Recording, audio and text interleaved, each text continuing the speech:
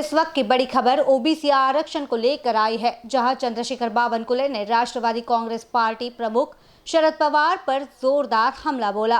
बावनकुले ने कहा कि ओबीसी आरक्षण के लिए केंद्र सरकार ने थाली परोसी है, पर राज्य ने ओबीसी समाज के हाथ बांधे और खुद ही ओबीसी आरक्षण की थाली छीन रहा है।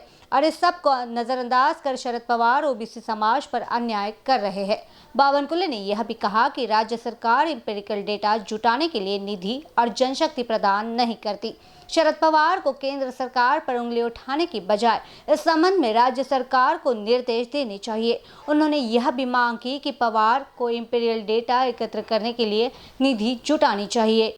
शरद पवार ने कल मुंबई में प्रेस कॉन्फ्रेंस कर ओबीसी आरक्षण को लेकर केंद्र सरकार पर तंज कसा था। पवार ने कहा था कि राज्यों की ओबीसी की सूची संकलित करने का अधिकार देने के लिए संविधान में संशोधन किया गया, इसीलिए लोगों को यह गलतफहमी हुई कि सरकार ने आरक्षण के लिए कदम उठाए हैं। यह ओबीसी समाज को शुद्ध धोखा है। पवार के इस आरोप पर भाजपा नेता चंद्रशेखर बावनकुले ने जोरदार पलटवार किया, जिससे ओबीसी आरक्षण का मुद्दा एक बार फिर गर्मा गया है। बावनकुले ने कहा, ओबीसी आरक्षण के लिए केंद्र सरकार ने थाली परोसी है, पर राज्य सरकार ने ओबीसी समाज के हाथ बांधे और खुद ही ओबीसी आरक्षण की थाली छीन रहा है। और इस सब को नजरअंदाज कर शरद पवार ओबीसी समाज पर अन्याय कर रहे हैं। बावनकुले ने यह भी कहा कि राज्य सरकार एम्पिरिकल डेटा जुटाने के लिए निधि और जनशक्ति प्रदान नहीं करती है। शरद पवार को केंद्र सरकार पर उंगली उठाने की बजाय इस संबंध में राज्य सरकार को निर्देश देना चाहिए। बावनकुले ने यह मांग भी की है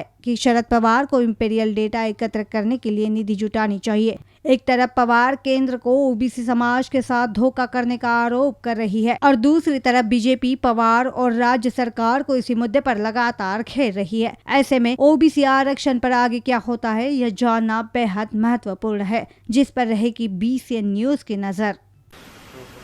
केंद्राने राज्याला वाढून दिलं, ताट वाढून दिलं।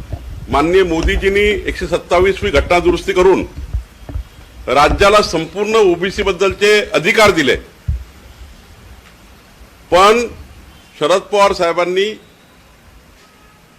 हे सांगताना विसरले की केंद्राने ताट वाढलं, राज्यांनी ओबीसी समाजाचं ताट जे आहे थांबून ठेवलं। ताट वाढलेलं त्या ठिकाणी जेवायला सुरुवात करू दिली नाही। आणि म्हणून मला असं वाटतं की शरद पवार साहेबांनी केंद्रावर दोष देण्यापेक्षा राज्याला सूचना द्यायला पाहिजे होत्या की ओबीसी आयोगाने राज्य सरकारला 28 जुलैला जो प्रस्ताव दिला तो प्रस्ताव तातडीने मान्य करा आणि ओबीसी समाजाला न्याय द्या, अशा सूचना शरद पवार साहेबांकडून अपेक्षित होत्या। पण शरद पवार साहेबांनी काल ओबीसी समाजाला पुन्हा दुखवलं, ओबीसी समाजावर अन्यायकारक भूमिका घेतली।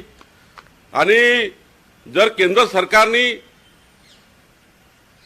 क्लिअर राज्याला जर आदेश दिले आहेत, राज्याला जर अधिकार दिले आहेत, तर आता माननीय शरद पवार साहेबांनी असं बोलणं हे राज्याच्या ओबीसी समाजावर अन्यायकारक आहे। मला वाटतं शरद पवार साहेबांना विनंती आहे की आपण पुन्हा एकदा राज्याला सूचना द्याव्या आणि ओबीसी समाजाच्या एम्पिरिकल डेटा डिसेंबरच्या आत तयार करून डिसेंबर पर्यंत ओबीसी आरक्षण राज्य सरकारने द्यावं। शरद पवार साहेबांच्या जर मनात असेल तर आजच त्यांनी माननीय मुख्य सचिव आणि कॅबिनेटला सांगून राज्याच्या ओबीसी जनतेचा 435 कोटी रुपयाचा प्रस्ताव जे एम्पिरिकल डेटा तयार करण्याकरता पाहिजे आहे तो मंजूर करावा, अशी अपेक्षा शरद पवार साहेबांकडून आहे।